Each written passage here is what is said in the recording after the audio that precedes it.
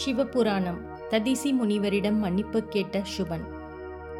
பரந்தாமனான திருமால் ததிசி முனிவரை தாக்கிய செய்திகளை அறிந்ததும் தேவர்களின் வேந்தனான இந்திரதேவனும் மற்ற தேவர்களும் திருமாலுக்கு உதவியாக நின்று போர் புரிய தொடங்கினார்கள்.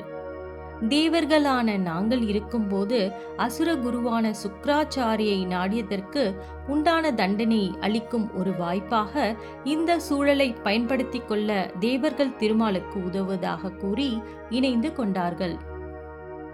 தேவர்கள் அனைவரும் இணைந்து தங்களுடைய ஆயுதத்தினை ததிசி முனிவரின் மீது ஆவேசமாக ஏவினார்கள். தன்னை நோக்கி வருகின்ற ஆயுதத்தால் மனதில் எவ்விதமான அச்சமுமின்றி எம் பெருமானான சிவபெருமானை மனதில் தியானித்து தன்னிடம் இருந்த தர்ப்பை புல்லை முன்னெடுத்து வைத்தார் ததிசி முனிவர். இவருடைய செயலை ஏளனமாக கருதிய தேவர்களுக்கு எதிர்பாராத நிகழ்வு ஒன்று உருவானது. அதாவது தர்ப்பை புல்லை தாண்டி தேவர்கள் அனுப்பிய எவ்விதமான ஆயுதமும் செல்லவில்லை. மாறாக தர்ப்பை புல்லில் இருந்து உருவான நெருப்பு சுவாலையானது அனைத்து தேவர்களின் ஆயுதங்களையும் எரித்து சாம்பலாக்கின. இதை சற்றும் எதிர்பாராத தேவர்கள் அடுத்து என்ன செய்வது என்று தெரியாமல் இருந்த வேளையில் தர்ப்பை புல்லில் இருந்து நெருப்பு சுவாலையானது அவர்களை நோக்கி பாய்ந்து தொடர தேவர்கள் அனைவரும் என்ன செய்வது என்று அறியாமல் அவ்விடம் விட்டு மறைந்து சென்றனர். ஆனால் திருமாலோ எவ்விடமும் செல்லாமல் முனிவரை தண்டித்தே ஆக வேண்டும் என்ற எண்ணத்தோடு தன்னிடம் உள்ள பலவிதமான அஸ்திரங்களை அவர் மீது எய்தார்.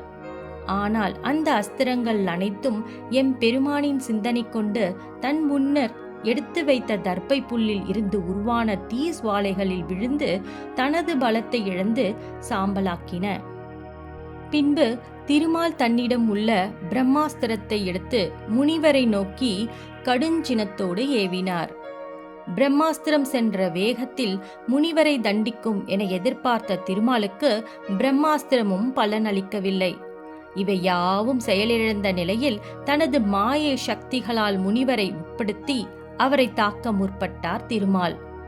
ஆனால் சித்தம் தெளிந்து சிவ சிந்தனைகளுடன் இருந்த ததிசி முனிவரிடம் எவ்விதமான மாயையும் செயல்படாமல் அவரை விட்டு விலகின.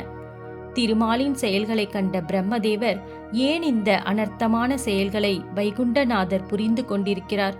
மாயைகள் பல புரிந்து நன்மை புரிந்தவர் கோபம் அகங்காரம் போன்ற மாயைக்கு உட்பட்டு செய்வதறியாமல் செயல்களை புரிந்து கொண்டிருக்கிறார். இவரை தடுத்தே ஆக வேண்டும் என எண்ணி திருமால் இருக்கும் இடத்தில் பிரம்மதேவர் உதயமானார். மாயை சக்தி பயன் அளிக்காத நிலையில் அடுத்து என்ன செய்வது என்று சிந்தித்த கணத்தில் எழில் மிகுந்த தாமரை மலரில் கரங்களில் வேதங்களையும் புண்ணிய தீர்த்தங்களையும் கொண்ட பிரம்மதேவர் உதயமாகி திருமாலிடம், இந்த போராட்டத்தினால் என்ன பயன் உண்டானது பரந்தாமா? அனைத்தும் துறந்து சர்வம் சிவமயம் என்று எண்ணி சிவபெருமானால் ஆசிர்வதிக்கப்பட்ட முனிவரை எவரால் வெல்ல இயலும்? அவரின் மீதான தாக்குதல்களுக்கு நீங்கள் பயன்படுத்திய ஆயுதங்கள் மூலம் எந்த விதமான பயனும் இல்லை.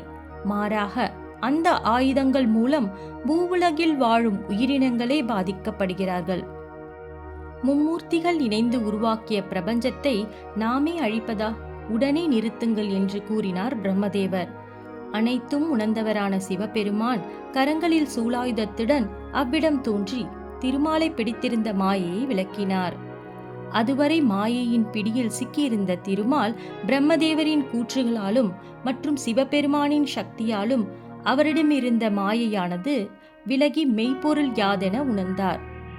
பின்பு திருமால் தன்னுடைய பழைய நிலைக்கு வந்ததும் ததிசி முனிவரின் தவ வலிமைக்கு தான் தலைவணங்குவதாக கூறினார். பின்பு சிவபெருமானோ உண்மையான பக்தி எவரிடத்தில் இருக்குமோ அவர்களுக்கு அவர்களின் பக்தியே வேலியாக அமைந்து அவர்களை நெருங்கும் இன்னல்களிலிருந்து காக்கும் கவசமாக அமையும் என கூறினார். எம் பெருமானின் கூற்றுகளில் இருந்த உண்மையை திருமாலும் உணர்ந்தார். ஏனெனில் திருமாலால் ஏவப்பட்ட அனைத்து அஸ்திரங்களிலிருந்தும் பலவிதமான இன்னல்களிலிருந்தும் காப்பாற்றியது ததிசி முனிவரின் சிவபக்தியே. பின்பு திருமாலும் வைகுண்டம் சென்றார். இதையறிந்த சுபன் திருமலை காண வேண்டி வைகுண்டம் சென்றார். திருமாலை கண்டு வணங்கிய சுபன், ததிசி முனிவர் என்னிடம் மன்னிப்பு கேட்க வரவில்லை என வினவினார். வைகுண்டநாதரோ சிவபெருமானின் அருளை பெற்ற அந்த அருந்தவ முனிவரிடம் அனுசரித்து செல்வது உத்தமமாகும் என சுபனுக்கு எடுத்துரு கூறினார். பின்னர் தான் வணங்கும் திருமாலே இவ்வாறு கூறியதை கேட்டதும் முனிவரின் கூற்றே சரியானதாகும் என உணர்ந்தார். பின்பு தன்னிடம் இருந்த அகங்காரம் யாவற்றையும் மறந்து ததிசி முனிவரின் இருப்பிடத்திற்கு சென்று தான் இழைத்த பிழைகளுக்கு தன்னை மன்னிக்குமாறு வேண்டினார். ததிசி முனிவர், தாங்கள் என்னிடம் எவ்விதமான மன்னிப்பும் கேட்க வேண்டாம், காரணமின்றி காரியம் ஏது என்று கூறி பழைய நாட்கள் போன்ற இருவரும் நண்பர்களாக வாழ்ந்தனர். ஓம் நம சிவாய.